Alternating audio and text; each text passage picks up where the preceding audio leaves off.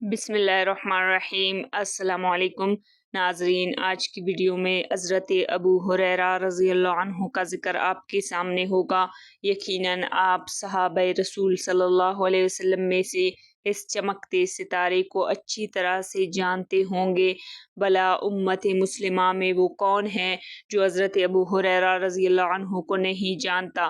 کیا امت مسلمہ کا کوئی فرد ایسا بھی ہے جو حضرت ابو ہریرہ رضی اللہ عنہ سے ناواقف ہو؟ یقیناً کوئی بھی نہیں، بلکہ سب ان سے واقف ہے۔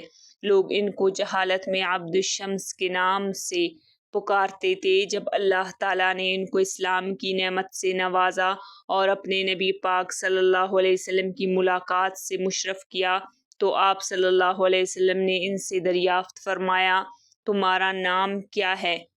انہوں نے جواب دیا، عبد الشمس۔ حضور صلی اللہ علیہ وسلم نے ارشاد فرمایا، نہیں، بلکہ تمہارا نام عبد الرحمن ہے۔ انہوں نے عرض کیا، اے اللہ کے رسول، میرے ماں باپ آپ پر قربان ہو، آپ کا تجویز کیا ہوا نام عبد الرحمن مجھے بہت پسند ہے۔ رہی ان کی کنیت ابو ہریرہ تو اس کی وجہ یہ ہے کہ بچپن میں ان کے پاس ایک چھوٹی بلی تھی جس کے ساتھ وہ کھیلا کرتے تھے۔ اس کی وجہ سے ان کے ساتھیوں نے انہیں ابو ہریرہ کہنا شروع کر دیا اور بعد میں یہ کنیت اتنی مشہور ہوئی کہ ان کے نام پر غالب آ گئی۔ جب رسول اللہ صلی اللہ علیہ وسلم کے ساتھ ان کے تعلقات استوار ہوئے تو آپ صلی اللہ علیہ وسلم بسا اوقات ان کو پیار سے ابو ہریرہ کہہ کر بلاتے تھے، اسی لیے وہ خود بھی ابو ہریرہ کو ترجیح دیتے اور کہتے کہ میرے محبوب صلی اللہ علیہ وسلم مجھے اسی نام سے پکارتے تھے۔ ناظرین، حضرت ابو ہریرہ رضی اللہ عنہ کو رسول اللہ صلی اللہ علیہ وسلم کے ساتھ ایسی گہری محبت تھی جو ان کے رگ و پے میں سرایت کر چکی تھی۔ آپ صلی اللہ علیہ وسلم کی دیدار سے کبھی ان کی آنکھیں بھرتی نہ تھی۔ وہ کہا کرتے تھے، میں نے رسول اللہ صلی اللہ علیہ وسلم کے چہرے سے بڑھ کر کوئی خوبصورت اور حسین چہرہ آج تک نہیں دیکھا۔ ایسا لگتا ہے جیسے سورج آپ کے چہرے مبارک پر گردش کر رہا ہو۔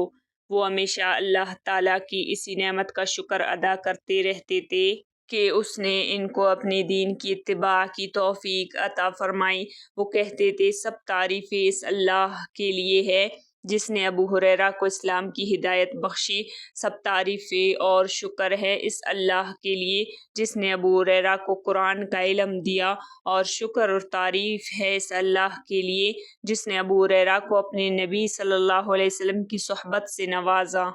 حضرت ابو ہریرہ رضی اللہ عنہ جس طرح رسول اللہ صلی اللہ علیہ وسلم سے بے پناہ محبت کرتے تھے، اسی طرح انہیں آپ صلی اللہ علیہ وسلم سے علم حاصل کرنے کا شوق بھی بے پناہ تھا۔